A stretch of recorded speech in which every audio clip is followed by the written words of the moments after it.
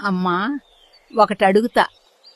మన దేవాలయాలు ఎక్కడన్నా కట్టారనుకుంటున్నావా? కాదు తల్లి, శక్తి బిందువుల మీదే కట్టారు. మన శరీరానికి నాడులు ఉన్నట్టే వీటినే జియోమాగ్నెటిక్ లైన్స్ అంటారు. ఈ భూమికి నాడులున్నాయమ్మా. ఋషులు ఏం చేశారో తెలుసా తల్లి? ధ్యానం చేసి ప్రకృతిని గమనించారు. ఆ చోట్లనే శక్తి క్షేత్రాలు అన్నారుట. అందుకే ఆలయాలు కొండల మీద, నదీ తీరం దగ్గర, సముద్రం పక్కన కట్టారు తల్లి. ఆలయంలో అసలు ముఖ్యమైన చోటు ఏంటో తెలుసా? గర్భగృహం కింద శక్తి కేంద్రం ఉంటుంది. ఆలయం అంతా దాని చుట్టే కట్టారు. విగ్రహం ఎందుకు రాతితో చేస్తారో తెలుసా తల్లి? రాయి భూమి శక్తిని పీలుస్తుంది, మళ్ళీ మనకి ఇస్తుంది బ్యాటరీలా.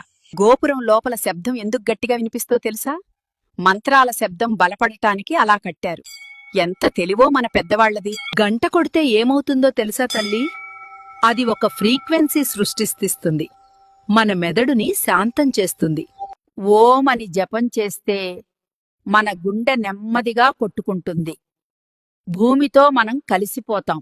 ప్రదక్షిణం ఎందుకు చేస్తామో తెలుసా? భూమి శక్తి ప్రవాహంతో నడవడమే అది. మన శరీరం సరిచేసుకుంటుంది. ఆలయ చెరువులు ఎందుకుంటావో తెలుసా? అవి చుట్టూ ఉన్న శక్తిని శుభ్రం చేస్తాయి, వాతావరణాన్ని చల్లగా ఉంచుతాయి. ఆలయం అంటే ఏంటో అర్థమైందా? ఒక పెద్ద ఎనర్జీ యంత్రం మనల్ని రోజూ చార్జ్ చేస్తుంది.